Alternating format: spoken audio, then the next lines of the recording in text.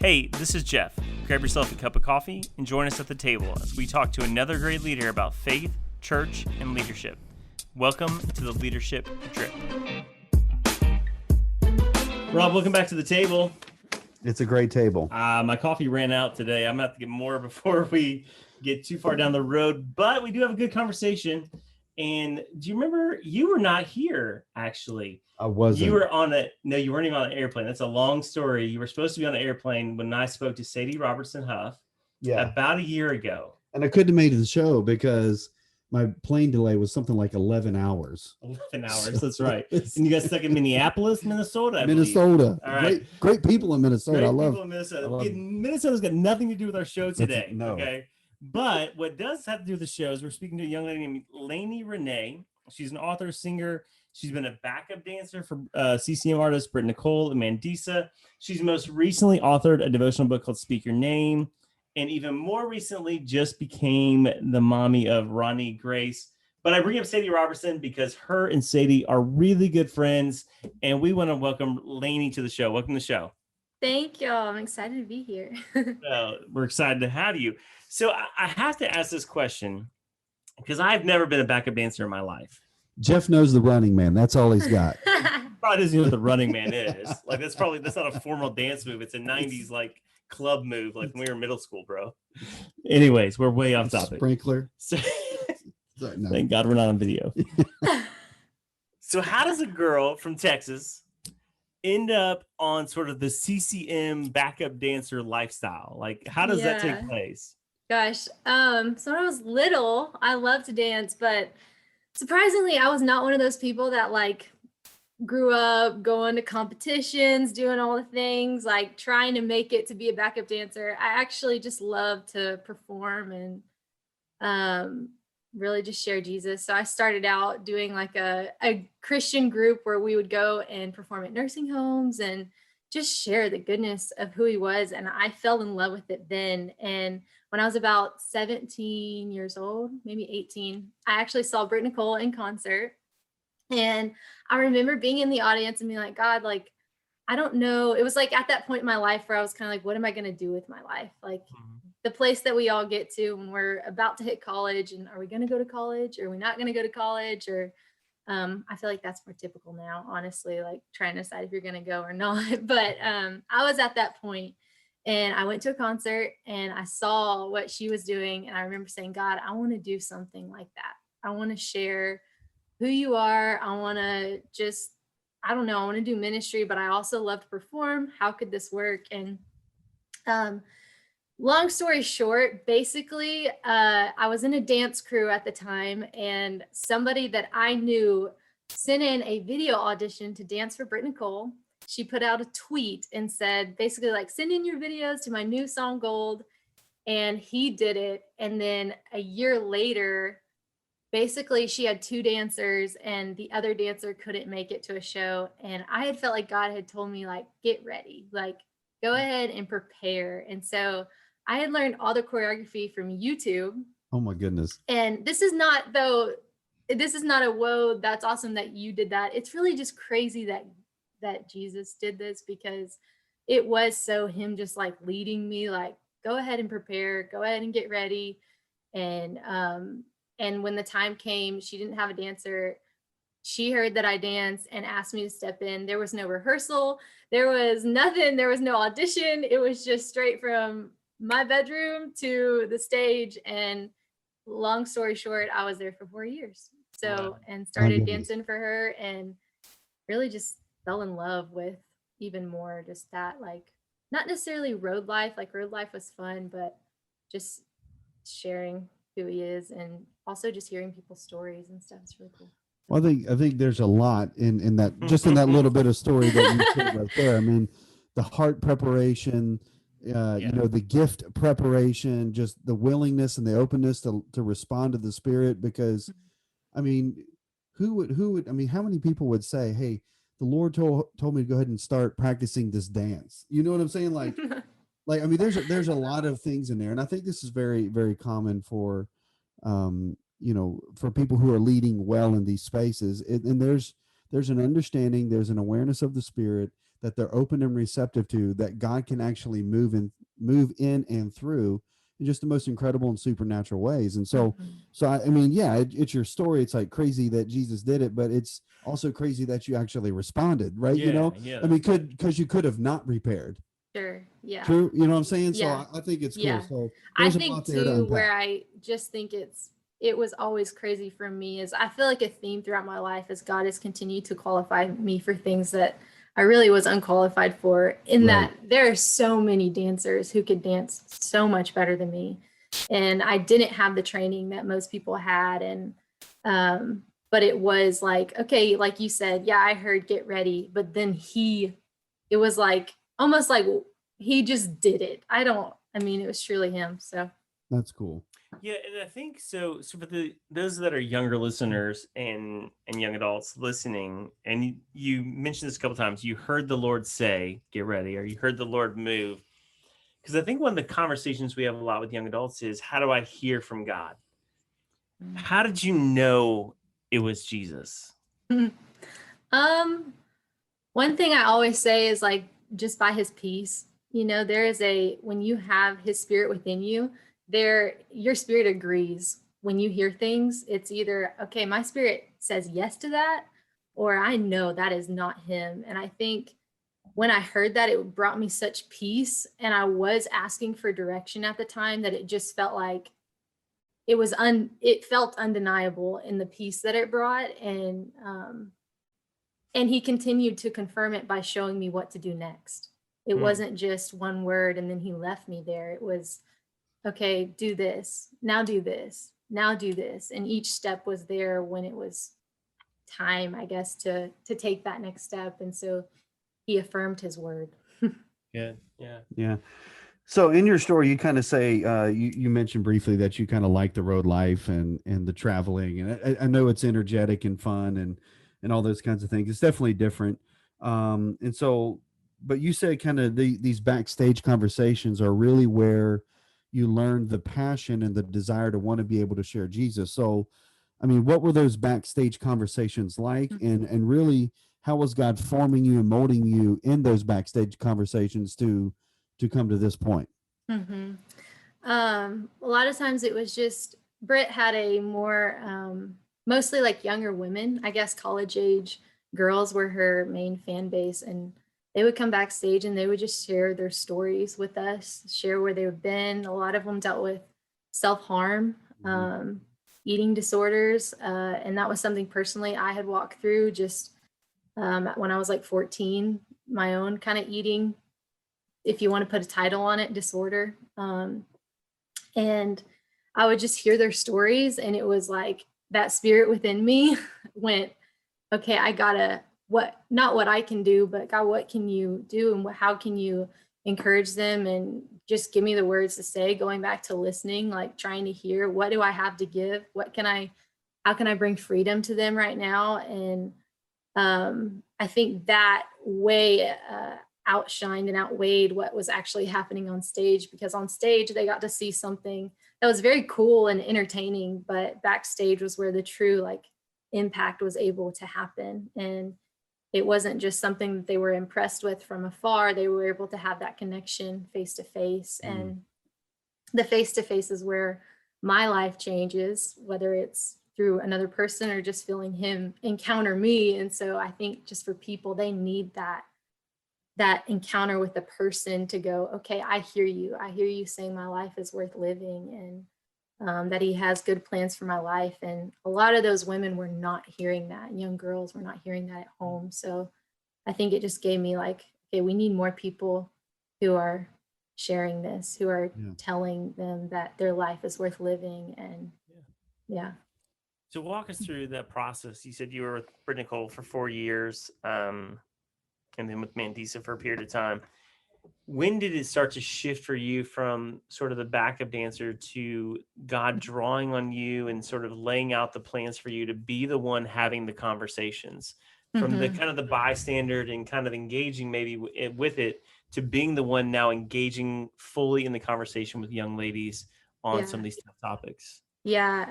So I was with Britt for about 4 years. And at the end of my time with her, I remember just feeling like God was like kind of just saying like this season is like coming to a close, and I really didn't want it to because I loved it so much, but it was kind of like, I say it was kind of like my college years. It was 4 years, but at the end of that season, I remember just feeling like God was just kind of saying like, I have more. And he started just, we were on tour with Toby Mac at the time, and I had never like sang in front of anyone or anything. And I remember I actually had a dream that I was on the bus, and in my dream, I was in my bunk, and Toby, they do this thing called tour church. I don't know if y'all are familiar with that, but the whole tour gets together and we have church together. I didn't even know that was a thing because it was at the beginning. It was my first tour with him. And so but in my dream, he asked me to lead tour church. And I was like, how do you even know that I sing? But in my dream, I was like, yes, like I got this kind of thing. And I wake up and I had a text from our tour manager that said, hey, Toby wanted to know if you'd lead worship for tour church. And my immediate response was yes. But I remember hopping out of my bunk and being like, what did I just agree to? Like, I have no idea what I'm doing. This is nuts. But I did it, and I was so nervous. But that was just kind of the start of God showing me like, hey, like I'm kind of pulling you to the other side. And with that, like I still get just as nervous, honestly. Like it's not like I feel like all of a sudden I'm like this great, strong, confident person, but my confidence has grown in who he is so much since that moment. And so I think that's just continued to carry over, and that's just how it started. So Yeah.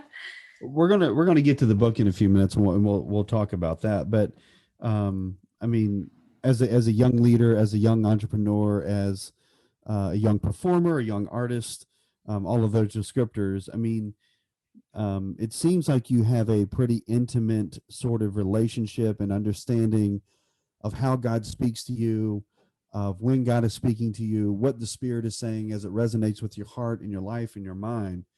So that doesn't happen by accident. And I think, that is obviously something that I think for Jeff and I, as we kind of operate in this college campus culture that we're a part of, is that deep discipleship, that deep sort of hunger or depth and knowledge of God and the things of God. So in order for you to get to that place where you can hear God's voice so clearly and succinctly and perfectly and wonderfully and all those things, what was the cultivating sort of reality for that? Because do you have like a very strict devotional life? Was it poured into you? I mean, is it all of the above? What does that look like for you? Yeah, I grew up in a Christian home, but I would say like, I feel like people said that a lot. Like I grew up in a Christian home, and that's kind of how it started. And Right. yes, it does start there, but it doesn't, it's not really like, it's something that happens intimately, I believe, on your own with Jesus. And when I was on the road, actually, I was kind of going through a relationship that, let's say, I just didn't have peace in. I shouldn't have necessarily been in with a guy. And nothing like, it was just, I just didn't have peace, honestly. And I was warring with it. I kind of thought I wanted what I wanted. And I remember every time I would get in my bunk at night, I would close the curtain. I was just really broken, but I felt like God was meeting me there in a way that I had never experienced him before. And that was where my life really changed. And I felt like I encountered his love in a way that I never had before. And I remember just like crying myself to sleep most nights, so broken, and just saying, God, would you just hold me? Would you hold me? Like, I need to feel you close. Like, where are you in all of this? And I have never, like, his arms weren't physically there, but I felt such a tangible presence of him holding me. And I would say that's just where it changed. It was no longer about my doing, my goodness, my ability to get in my word every day, but a hunger for the word. And also just, I think I heard a lot of people growing up, like who are very dedicated. They wake up at 5 o'clock in the morning, they have their devotional time. And I think that's amazing. I respect people like that so much. That's not my personality. And so how am I going to fit? It was always like, how am I going to fit into that personality? But I think I've come to realize that my relationship with Jesus is like going to be unique, and that's a good thing. The same way my relationships with friends are unique, my relationship with him is unique. And so some days I go for a drive and I just listen to worship and I let him speak to me. Some days I wake up at 5 a.m. and I read my Bible, but it's out of freedom. It's out of who he is, not who I am and my own ability, but just leaning on his strength and him wooing me to himself. Like, I go because I love him. I go because he loves me more than that. And I want to be with him. And so I think when it becomes relationship instead of duty, that's when everything truly changes. So I love that you're willing to lean into the brokenness. I think one of the things we struggle with, as just individuals, I think is sort of pushing back the pain, you know, that we don't deal with it and don't allow the broken moments where God wants to move in to move in, because we just try to either block the pain or just deal with it on our own. And I think more than one season in my life, Rob, is the most intimate moments of the Lord have come at the most broken times in my life. And I think the Lord does meet us in our brokenness. That's just the character of who he is. And I think I love that part of the story that you're telling, that in this brokenness of your life, you were able to fall on him, and he's such a safe place. Like, we don't often understand that. Like, God is safe. Like, we can come to him with all of our mess, all of our brokenness, and he doesn't shun us. He doesn't shame us. He doesn't turn us away, but he invites us in. And that's the redeeming part of the whole thing. And I'm glad you shared that. That's a great part of your story. And I want to play a quick game that's not on the notes here. Oh boy. Quick game. We're gonna play Laney Rene. Bro, if it's math, I'm out. Like, I'm done. No. It's got numbers, but no math. Okay. We're gonna play a game called Guess Laney's Enneagram. Oh man. Oh. I have a guess. Do you have a guess? God, I'm a 7, so I'm always consumed with myself. So it's hard for me to guess. It's hard for me to guess other people's Enneagram. I'm gonna say you're probably another 7, is what I'm gonna say. I'm gonna say she's a 9 because she said the word peace 432 times. Yeah, I just feel like she's a good 7 because she likes to dance and have a good time. So that's awesome. So you're closer. I'm a 6 with a 7 wing. 6. Listen, I did the same thing. If we play the track back, I did the same thing to Sadie, because she was like, she goes, I have so much peace about that. I have so much peace. And I'm like, are you a 9? She's like, no, I'm a 6. But thanks for thinking that. Yeah. A 6 moves to 9 in health. The whole thing, Ainsley Britt explained it all to us. Yeah. That's funny. So anyways, we love the Enneagram, and I was like, I gotta know her Enneagram. We need more 7s. You keep bringing on these 2s and 6s. No, and 9s. we don't have that many 2s on. That's a lie. Everybody's a 7 that comes on this show. Except for the 6s of her and Sadie. And Ainsley's a 2. Anyway, we love the Enneagram. But I was just curious. Awesome. You kept reflecting your personality. Yeah. And this doesn't determine how we act, but it does sort of explain our motives behind things. Oh, sure. Yeah. So I was just curious about that. And I was like, Sadie is very passionate about the Enneagram too. Oh, we had a whole conversation. He was the one, honestly, who helped me discover what I was, because we thought I was a 9. We thought I was a 2, you know, and then we're like, nope, I'm a 6, hardcore 6 with a 7 wing. Okay, which explains the adventure. Yes. And the adventure of the clothing brand. Now, what led you to start that? So I actually started styling Britt at first, Britt Nicole, when I was dancing for her and styling the band. And then that kind of just turned into one of the tours. Actually, the last tour I was on with her, I was like, let's paint denim. Like, let's do a denim thing and I'll paint it and all this kind of stuff. And we did that together. And then from that, I remember being at my apartment in Nashville, and I was like, God, okay, what's this like gonna look like? What kind of purpose do you have in fashion and clothing, and how is this gonna be a way that I can share who you are? And he gave me 2 Corinthians 5:17 about, if any man is in Christ, he is a new creation. Old things have passed away, all things become new and been made new. And so basically I would go to thrift stores and get old clothing and take it and make it into something new. And I just wanted people to have a tangible way to see what God did with their life, and something that they could look at and be reminded of. And so the clothing has just words of encouragement. Some of it's scripture, some of it's just one word. You're loved. It could be pretty much whatever I sit down and feel like God tells me to write, that's what I do. And so it's a way that I get to share him just through fashion. That's cool. We have a lot of conversations on the podcast about the entrepreneurship of this generation, Gen Z, specifically young adults. And it's true. Like, we talk a lot about side hustle. We talk a lot about sort of these creative outlets with clothing or music or, graphic design or whatever. Right. So how have you been able to sort of balance or manage or sort of intertwine the business ministry relationship, which, is a great thing, but sometimes one can take place more than the other, or what? So how have you kind of lived that out in your own world? Yeah. Honestly, my personality, everything kind of just like falls into one. I'm not the best at like making everything have its own place. And so I think with that, I just try and make it all about, this sounds cliche a little bit, but truly just when it's about him, it all just kind of flows together. I can't separate it. I can't separate, all right, this is my business.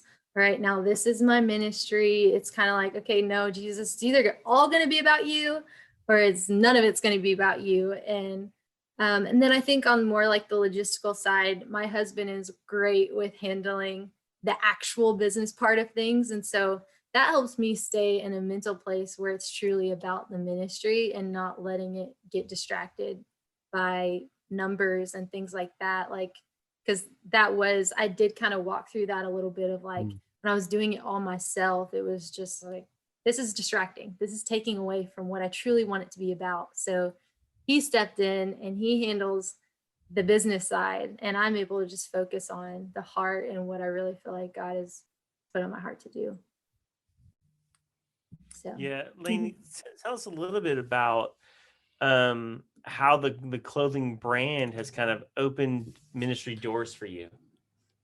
The coolest thing is when I see people wearing it, and like there were a few times I was at events and stuff, and I would see girls walking around with the clothes on, and they tell me their stories about how they had a conversation with somebody who said, what does that mean? What does that word mean on your shirt? Like, some of them just say rest. And so then that girl gets to talk about the rest that she has in Jesus and how he leads her soul to rest in him. And so,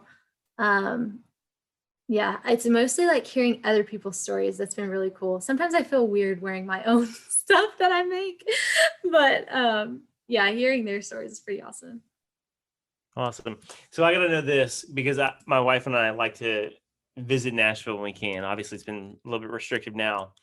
And we go in some of these stores that are like vintage stores. Yeah. So what is the difference between something that's thrift and like $5 and vintage and like $500? Because I can't tell the difference. Like, I'm gonna need to be educated on You know this. what? That's actually a question I still kind of have. I'm like, why? Because here's what happened. I started doing that, and then a year later, I went to the same store, and the same kind of stuff that I had been buying had been up to like $100. And I was like, It's crazy. hold up, wait, is this vintage or is this thrift? But sometimes you can find the same kind of thing at a Goodwill as you can the vintage store. It may just be where they drop it off. Maybe I need to take my clothes more to a vintage store because there you go. I don't know, but my 17-year-old daughter's gotten into the Goodwill shopping, and like she'll crush it. She'll take $15 and outfit herself for like 3 days, and like You can get good praise stuff. God. Listen, as a product of the 80s, if I had kept my members only jackets, Oh, you'd be a billionaire. Oh yeah, I mean, like, I had the collection, the baby blues, the blacks. I mean, all of it. Like, I was in it, the anything from the Full House collection of dad sweaters would sell well too now. Oh yeah, that's that true. And like all Levi's stuff is just like That's true. Yeah. So what about fashion was really the draw for you? I mean, you talked about the performing and the ministry and all of that. Then you mentioned the outfitting Britt Nicole. What drew you to the fashion aspect of it? Was it something always there or something kind of discovered along the way? Yeah, no, I think I just always loved, like, I love this is going to sound very girly, but I loved shopping. And it was just kind of like, okay, how can I make this a thing? And I think that's what a lot of like young people are doing now. They're finding what they love and they're trying to figure out how they can do it for the rest of their lives. And so that's what I was doing. I was like, okay, how am I going to do this? And I don't know. I just like, I started playing around with my own like clothes I had, taking old things, making it new. I took a pair of shorts or jeans, cut them off, made them shorts. And I was like, okay, I can do this. I can start this and make this a thing.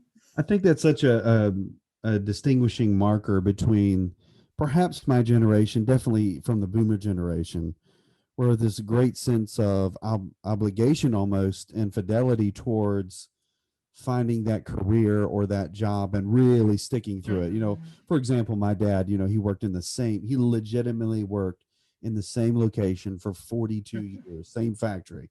Right now, he moved up through the organization, and that's great. But he literally worked in the same place for 42 years.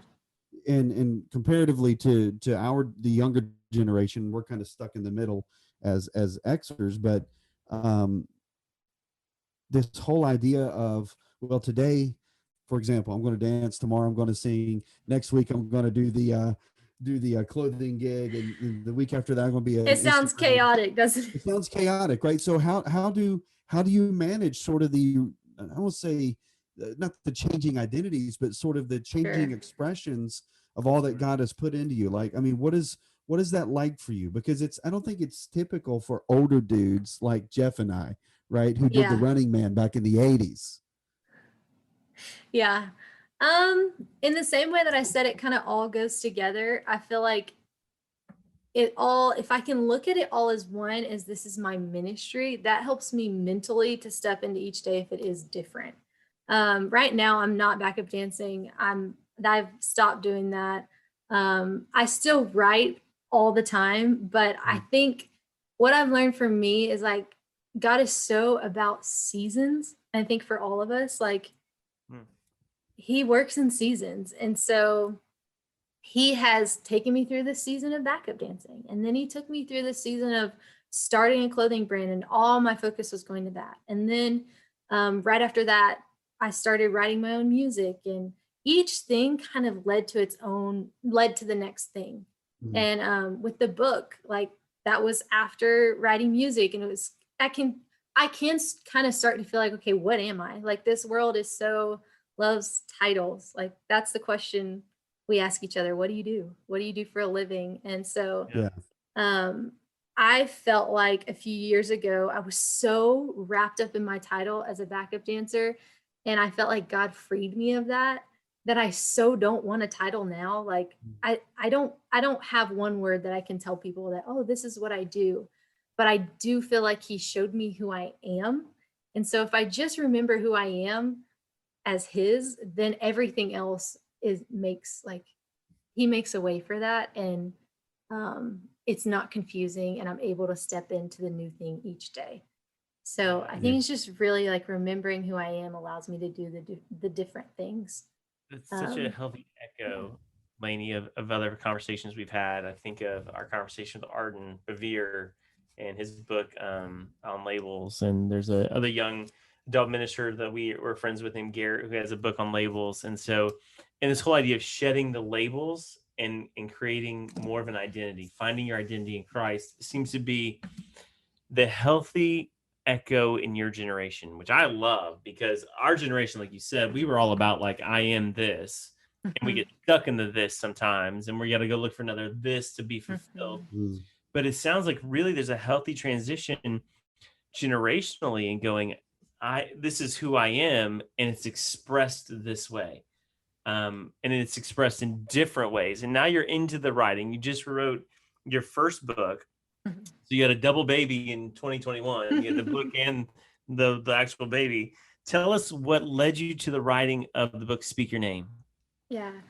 So Speak Your Name was actually is a song. It was, I wrote it probably 2 years ago now. But I was driving to a writing session, and I actually just started singing, "My generation won't be known by fear and anxiety."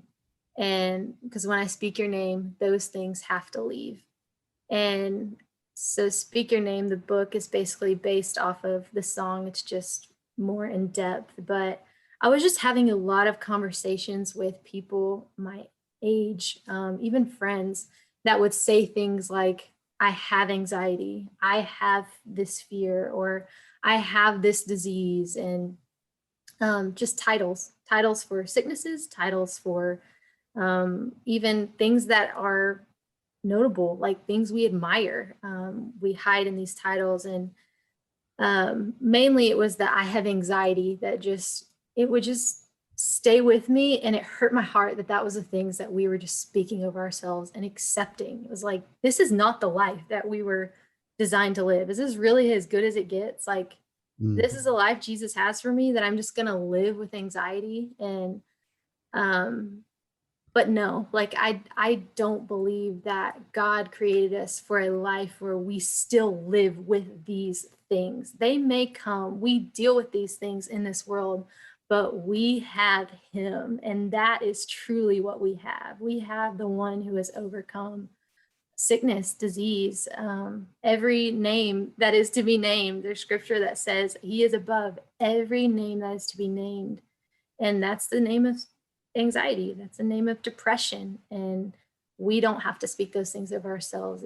We get to say his name. We get to believe that he's what we have and all that that holds. So Yeah. A couple of things. I'm not sure if I have a two-part question yet or not. It'll come. It's there in the old thinker. But no, I think this particular issue that you're talking about, especially for young adults, Generation Z, nearly 40% of all incoming freshmen have a diagnosable mental illness or disease or disorder, depending on your description. 1 in 6 Generation Z students have some kind of sexual identity crisis or gender dysphoria crisis about their sexuality. There's all kinds of books and literature now being written about those realities. But my larger point is this particular issue of anxiety, mental health seems to be a very critical conversation for your generation. Now, here's the caveat to that conversation. We've talked a lot about the entrepreneurial different expressions and different ways in which God is using you to make himself known through you, and I love that. I think one of the entrapments or the cautions that I'm hearing from research, which is my job, right? That's not your job, that's my job, is that Jesus has just become another brand. And so we yeah. have a lot of Christian conversations about the Jesus brand, right? But to tackle anxiety, to tackle fear, to tackle mental health, Jesus can't simply be a brand or another brand that's competing for our attention or our time. So in your heart, which I know is pressing so hard to make Jesus real for other people, how are you sort of navigating around or through those conversations where Jesus is just another brand that you're Yeah. maximizing in your own personal life? Yeah.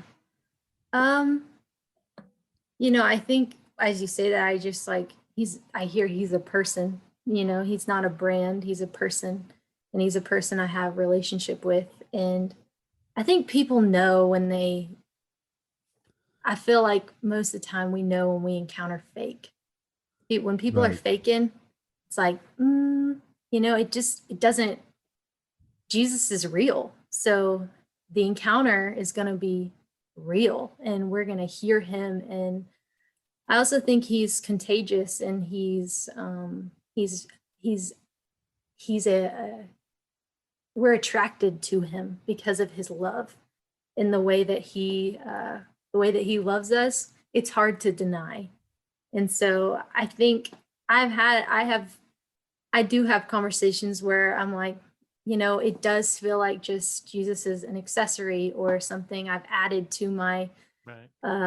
Instagram bio to make me look more Right. spiritual, or I don't know, make me look like I'm the whole package. But the thing is like, even with Instagram and everything, like, it's it's like a highlight reel. But people, even though they like Instagram, and people in my generation, it's fun and everything, we're still looking for real. Mm-hmm. Like, we can still smell the fake even when we're being fake. It's like Yeah. fake attracts more fake in some way. And so I think it's just, and his spirit within you shows you. And um, I think just remembering he's a person and he's not a brand. And so when I'm talking to other people, I want to show the person. I don't want it to be cute. I want them to leave feeling like they were just with him. They were just Right. like, he's so real inside of me, that they leave going, wow, what was that? I feel just this crazy love, or I feel like I just heard an answer for something that I've been asking for forever, that they'll encounter the real. Yeah. I love that. I love the focus on the authenticity will trump the artistic. I love the way you express that. So, and again, I obviously was not accusing you of Oh, using sure. this as a brand. It's just these are the types and levels of conversations that we're having. And I so think it beckons a good question, Laney, for you as somebody who your brand is on Instagram and that's part of your platform. How have you guarded personally not becoming inauthentic? Yeah. I actually was just having a conversation, I think with my husband about this the other day, because people come up to me and they're like, oh, I follow you, and there's almost like something, it's my flesh. My flesh instantly feels like, oh, I have to be something. I got to make sure this moment with this person is the most special encounter they've had, that I'm everything they think I am on social media and all of that. But that's really the last thing that they need. They need to see me real. And in my moment, trying to have a conversation, maybe me and my husband are trying to figure something out and we're having a deep conversation, or maybe I'm trying to calm down my baby, or maybe I'm having a bad day and I'm just so discouraged, and they need to see that. They need to see right. me and my weakness. And I've been thinking about that thought a lot lately. We feel this pressure to just be so strong. Like, it's so like we just, even like a lot of Christians talk about like being strong, being strong, being strong, and we forget how to get there. And that's in our weakness. Like we talk more about our weakness, and then that's when he's strong. It's not us being strong, it's him. So yeah, that's good. That's good. So you've done some work with your friend Sadie and Live Original. Kind of, how have you partnered with Sadie and that team, and what are you doing with them over there? Sure. Well, Sadie and I are best friends. So first and foremost, we're friends. But any opportunity we get to do anything together, we're all over it. We love it. And I just did a couple Bible studies with them. She has a thing called Hello Sister, and it's an app. And so I have written a lot for that. And I do their blogs, write for their blog all the time. And really just anything I get to do with her is pretty awesome. So awesome. Listen, I've enjoyed this conversation. Me too. It's been a lot of fun. We have one final question. We got to kind of twist it and tweak it a little bit. We typically talk to people who have had a college experience, but your experience was on the road. So I'm going to turn this question a little bit around. What did you learn in your experience on the road that did not take place on the stage? See how I fix that? I did. It kind of goes back to what I've shared a little bit already, but just really just following peace, following his spirit, not trying to have all the answers for what's next.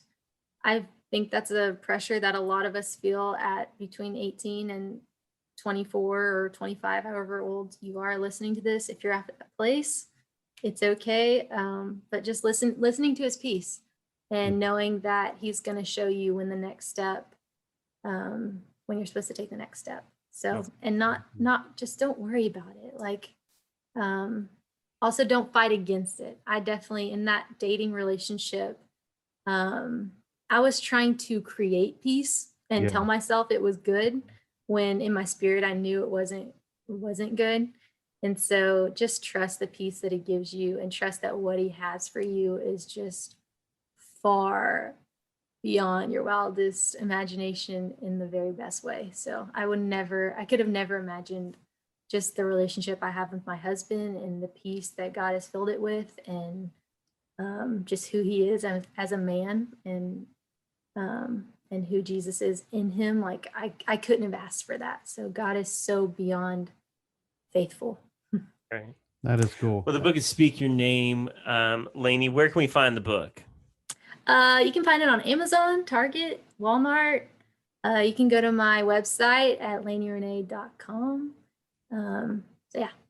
Awesome. And where are you at on social so we can follow you as well? I am Hey Laney Rene. Hey, girl. Yeah, hey girl. I had to do it. Wow. Show your age. I'm friend. so sorry. I'm embarrassing myself right now. This is terrible. It's awful. Well, hey, Laney Rene on Instagram and in Rob's world as well. As we always say here at the Leadership Drip, Laney, you have a seat at the table. Thanks for coming on. It's been a Thank joy. y'all so much. This was so fun. Hey friends, thanks for listening to this episode of the Leadership Drip. We loved having you at the table for this conversation. Would you do us a favor and comment, rate, subscribe, and share on your social media?